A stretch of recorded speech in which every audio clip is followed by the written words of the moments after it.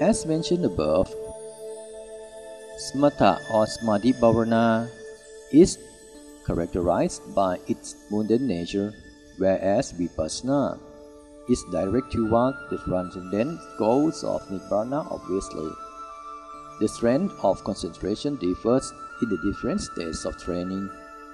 Moreover, concentration used in insight meditation assists to penetrate into the three characteristics Trilakkhana, namely impermanent anicca, suffering, dukkha, and non-self anatta.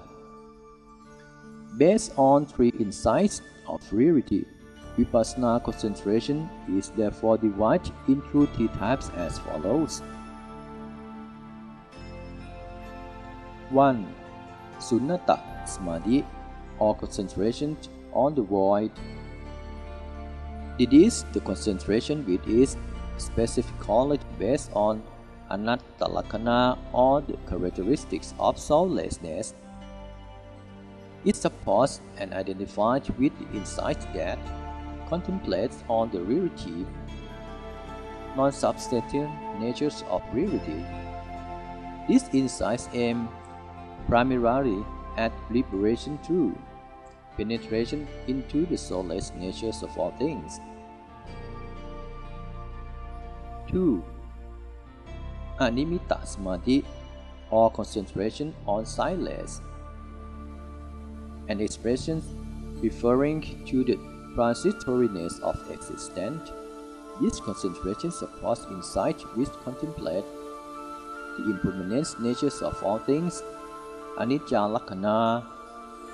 Particularly, the experiences to the meditator's awareness is applied in the trainings of insight meditation, that liberation is achieved through seeing in their true nature as impermanent and ever-changing.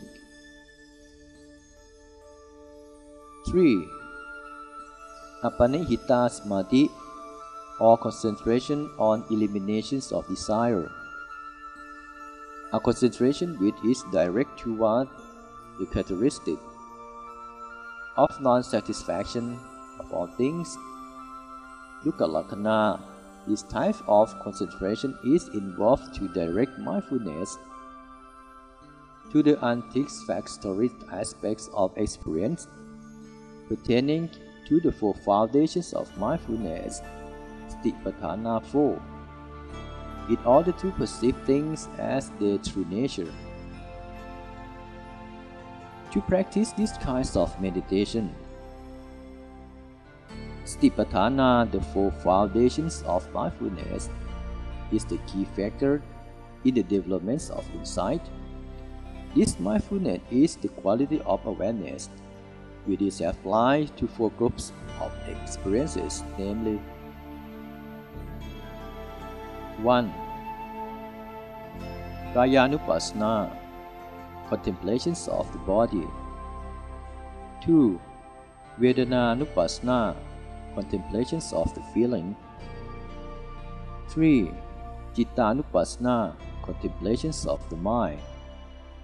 4. Dhammanupassana, contemplations of objects of the mind. Beginners may find it more practicable to begin training with mindfulness with first sections of Satipatthana on the body, particularly the breathing exercise. Once the basic techniques has been mastered, it becomes increasingly more natural to ever develop in meditation, constantly and effortlessly, observing all the parts of the body, the feeling, the mind, and the objects of the mind.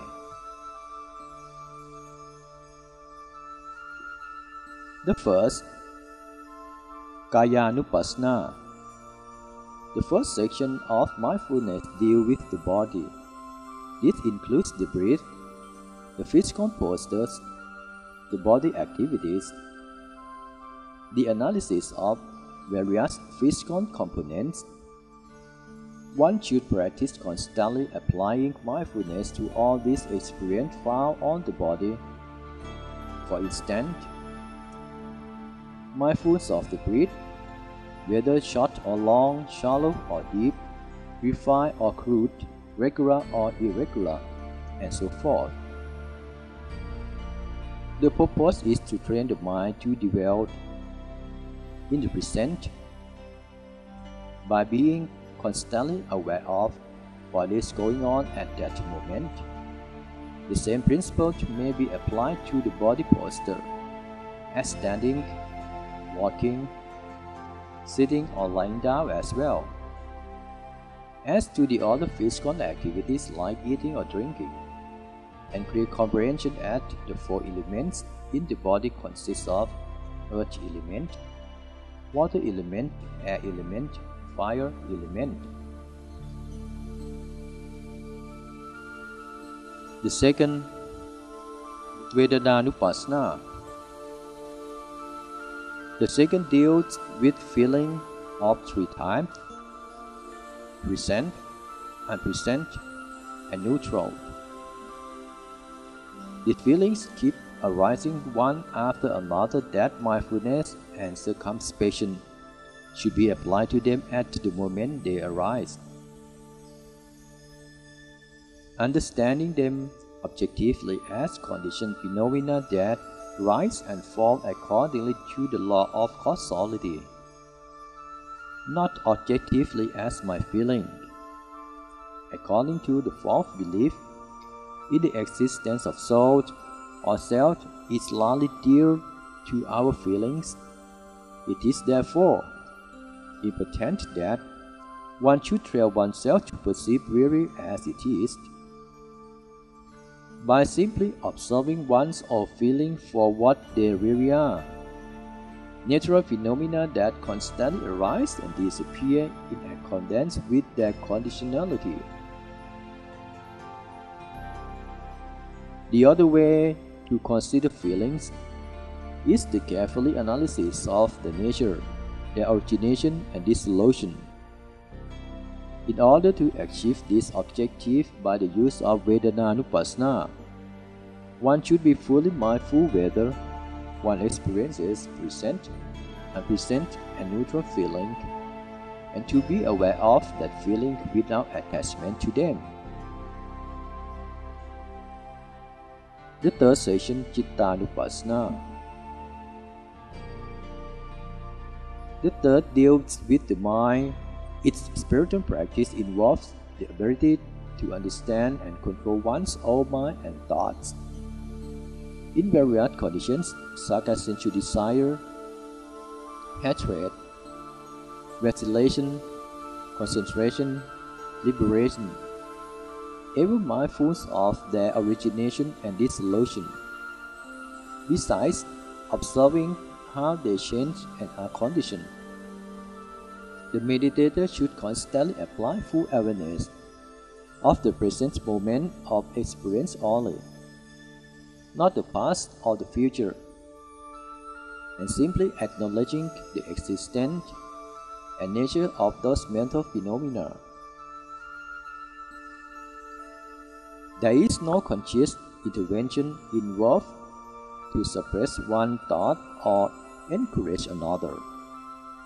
It is a simple, uncomplicated process of recognizing the reality as they are, a pure physiological act of detached understanding and acceptance.